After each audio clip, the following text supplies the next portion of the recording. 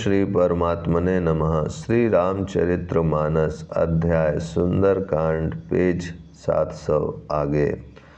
दूत ने कहा, हे नाथ, आपने जैसे कृपा करके पूछा है वैसे ही क्रोध छोड़कर मेरा कहना मानिए। मेरी बात पर विश्वास कीजिए। जब आपका छोटा भाई श्री राम जी से जाकर मिला तब उसके पहुँचते ही श्री राम जी ने उसको राज तिलक कर दिया। हम रावण के दूत हैं, यह कानों से सुनकर वानरों ने हमें बांधकर बहुत कष्ट दिए, यहाँ तक कि वे हमारे नाक कान काटने लगे। श्री राम जी की शपथ दिलाने पर कहीं उन्होंने हमको छोड़ा। हे नाथ, आपने श्री राम जी की सेना पूछी, सो वह तो 100 करोड़ मुखों से भी वर्णन नहीं की जा सकती। अनेकों रंग के भालू और वानरों की सेना है, जो भयंकर मुख वाले, विशाल शरीर वाले और भयानक हैं। जिसने नगर को जलाया और आपके पुत्र अक्षय कुमार को मारा, उसका बल तो सब वानरों में थोड़ा है। असंख्य नामों वाले बड़े ही कठोर और भयंकर योद्धा हैं, उनमें असंख्य हाथियों का बल है और वे बड़े ही विशाल हैं। द्विद, मयंद, नील, नल, अंगद, गद, विकटाशय, दधिमुख, केसरी, निषट, षट और जामवन, ये सभी बल की राशि हैं। ये सब वानर बल में सुग्रीव के समान हैं और इनके जैसे एक दो नहीं करोड़ों हैं। उन बहुत सौ को गिन ही कौन सकता है। श्री राम जी की कृपा से उनमें अतुलनीय बल है। वे तीनों लोकों को तृण के समान तुच्छ समझते हैं। हे दशग्रीव, मैंने कानों से ऐसा सुना है कि 18 पद्म तो अकेले वानरों के सेनापति हैं। हे नाथ, उस सेना में ऐसे कोई वानर नहीं है जो आपको रण में ना जीत सके। सब के सब अत्यंत क्रोध से हाथ मींचते हैं, पर श्री रघुराम जी उन्हें आज्ञा नहीं देते। हम मछलियों और सांपों सहित समुद्र को सोख लेंगे, नहीं तो बड़े बड़े पर्वतों से उसे भर कर पूर पाट देंगे और रावण को मसल कर धूल में मिला देंगे। सब वानर ऐसे ही वचन कह रहे हैं। सब सहज ही निडर हैं, इस प्रकार गरजते और डपटते हैं मानो लंका को निगल ही जाना चाहते हैं। सब वानर भालू सहज ही शूरवीर हैं, फिर उनके सिर पर प्रभु सर्वेश्वर श्री राम जी हैं। हे रावण, वे संग्राम में करोड़ों कालों को जीत सकते हैं। श्री रामचंद्र जी के तेज सामर्थ्य, बल और बुद्धि की अधिकता को लाखों शेष भी नहीं गा सकते। वे एक ही बाण से सैकड़ों समुद्रों को सोख सकते हैं। परंतु नीति निपुण श्री राम जी ने नीति की रक्षा के लिए आपके भाई से उपाय पूछा। उनके आपके भाई के वचन सुनकर वे श्री राम जी समुद्र से राह मांग रहे हैं। उनके मन में कृपा भरी है, इसीलिए वे उसे सोखते नहीं। दूत के ये वचन सुनते ही रावण खूब हंसा और बोला, जब ऐसी बुद्धि है तभी तो वानरों को सहायक बनाया है। स्वाभाविक ही डरपोक विभीषण के वचन को प्रमाण करके उन्होंने समुद्र से मचलना बालहट ठाना है। अरे मूर्ख, झूठी बड़ाई क्या करता है। बस मैंने शत्रु राम के बल और बुद्धि की था पाली। जिसके विभीषण जैसा डरपोक मंत्री हो, उसे जगत में विजय और विभूति ऐश्वर्य कहाँ। दुष्ट रावण के वचन सुनकर दूत को क्रोध बढ़ाया। उसने मौका समझकर पत्रिका निकाली और कहा, श्री राम जी के छोटे भाई लक्ष्मण ने यह पत्रिका दी है। हे नाथ, इसे बचवा कर छाती ठंडी कीजिए। रावण ने हंसकर उसे बाएं हाथ से लिया और मंत्री को बुलवाकर वह मूर्ख उसे बचाने लगा। पत्रिका में लिखा था, अरे मूर्ख, केवल बातों से ही मन को रिझाकर अपने कुल को नष्ट भ्रष्ट न कर। श्री राम जी से विरोध करके तू विष्णु, ब्रह्मा और महेश की शरण में जाने पर भी नहीं बचेगा। या तो अभिमान छोड़कर अपने छोटे भाई विभीषण की भांति प्रभु के चरण कमलों का भ्रमर बन जा, अथवा रे दुष्ट श्री राम जी के बाण रूपी अग्नि में परिवार सहित पतिंगा हो जा।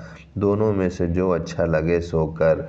पत्रिका सुनते ही रावण मन में भयभीत हो गया, परंतु मुख से ऊपर से मुस्कुराता हुआ वह सबको सुनाकर कहने लगा, जैसे कोई पृथ्वी पर पड़ा हुआ हाथ से आकाश को पकड़ने की चेष्टा करता हो, वैसे ही यह छोटा तपस्वी लक्ष्मण वाग्विलास करता है, ढींग हाँकता है। सुखदूत ने कहा, हे नाथ, अभिमानी स्वभाव को छोड़कर इस पत्र में लिखी सब बातों को सत्य समझिए। क्रोध छोड़कर मेरा वचन सुनिए। हे नाथ, श्री राम जी से वैर त्याग दीजिए।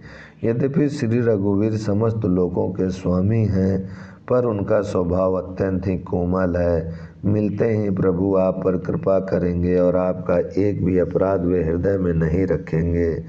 जानकी जी श्री रघुनाथ जी को दे दीजिए। हे प्रभु, इतना कहकर मेरी कहना मेरा कीजिए। जब उस दूत ने जानकी जी को देने के लिए कहा, तब दुष्ट रावण ने उसको लात मारी। वह भी विभीषण की भांति चरणों में सिर नवाकर वहीं चला जहाँ कृपा सागर श्री रघुनाथ जी थे।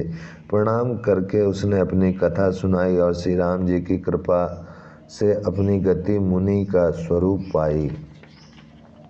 शिव जी कहते हैं, हे भवानी, वह ज्ञानी मुनि था। अगस्त ऋषि के शाप से राक्षस हो गया था। बार बार श्री राम जी के चरणों की वंदना करके वह मुनि अपने आश्रम को चला गया। इधर 3 दिन बीत गए, किंतु जड़ समुद्र विनय नहीं मानता। तब श्री राम जी क्रोध सहित बोले, बिना भय के प्रीति नहीं होती। हे लक्ष्मण, धनुष बाण लाओ, मैं अग्नि बाण से समुद्र को सोख डालूं। मूर्ख से विनय कुटिल के साथ प्रीति स्वाभाविक ही, कंजूस से सुंदर नीति उदारता का उपदेश, ममता में फंसे हुए मनुष्य से ज्ञान की कथा, अत्यंत लोभी से वैर का वर्णन, क्रोधी से शम शांति की बात और कामी से भगवान की कथा। इनका वैसा ही फल होता है जैसे उसर में बीज बोने से होता है, अर्थात उसर में बीज बोने की भांति यह सब व्यर्थ हो जाता है। ऐसा कहकर श्री रघुनाथ जी ने धनुष चढ़ाया। यह मत लक्ष्मण जी के मन को बहुत अच्छा लगा।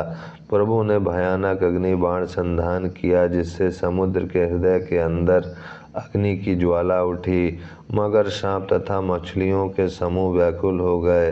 जब समुद्र ने जीवों को जलते जाना, तब सोने के थाल में अनेक मणियों के रत्नों को भरकर अभिमान छोड़कर वह ब्राह्मणों के रूप में आया।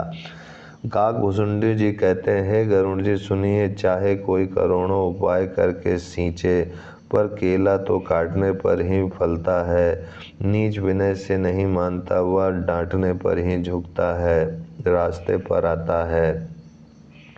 समुद्र ने भयभीत होकर प्रभु के चरण पकड़कर कहा, हे नाथ, मेरे सब अवगुण दोष क्षमा कीजिए। हे नाथ, आकाश, वायु, अग्नि, जल और पृथ्वी इन सब की करनी स्वभाव से ही जड़ है।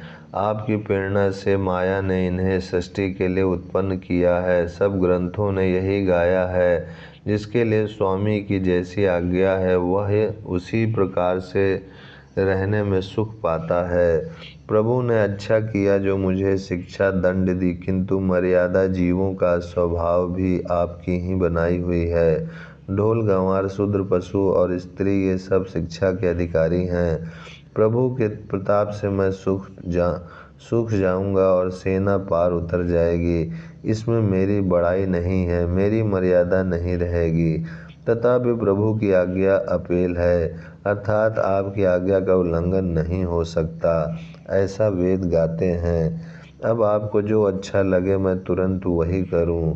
समुद्र के अत्यंत विनती वचन सुनकर कृपालु श्री राम जी ने मुस्कुरा कर कहा, हे तात, जिस प्रकार वानरों की सेना पार उतर जाए वह उपाय बताओ।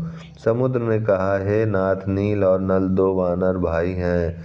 उन्होंने लड़कपन में ऋषि से आशीर्वाद पाया था। उनके स्पर्श कर लेने से ही भारी भारी पहाड़ भी आपके प्रताप से समुद्र पर तैर जाएंगे।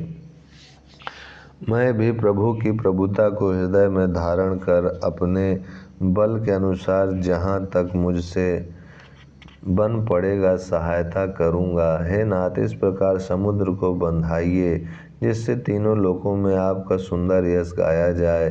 इस बाण से मेरे उत्तर तट पर रहने वाले पाप के राशि दुष्ट मनुष्यों का वध कीजिए। कृपालु और रणधीर श्री राम जी ने समुद्र के मन की पीड़ा सुनकर उसे तुरंत ही हर लिया, अर्थात बाण से उन दुष्टों का वध कर दिया। श्री राम जी का भारी बल और पौरुष देखकर समुद्र हर्षित होकर सुखी हो गया। उसने उन दुष्टों का सारा चरित्र प्रभु को कह सुनाया, फिर चरणों की वंदना करके समुद्र चला गया। समुद्र अपने घर चला गया। श्री रघुनाथ जी को यह मत, उसकी सलाह अच्छा लगा। यह चरित्र कलयुग के पापों को हरने वाला है। हे तुलसीदास, इसे तुलसीदास ने अपनी बुद्धि के अनुसार गाया है। श्री रघुनाथ जी के गुण समूह सुख के धाम, संदेह का नाश करने वाले और विषाद का दमन करने वाले हैं। अरे मूर्ख मन, तू संसार का सब आशा भरोसा त्याग कर निरंतर इन्हें गा और सुन। श्री रघुनाथ जी का गुणगान संपूर्ण सुंदर मंगलों का देने वाला है। जो इसे आदर सहित सुनेंगे वे बिना किसी जहाज अन्य साधन के ही भव सागर को तर जाएंगे।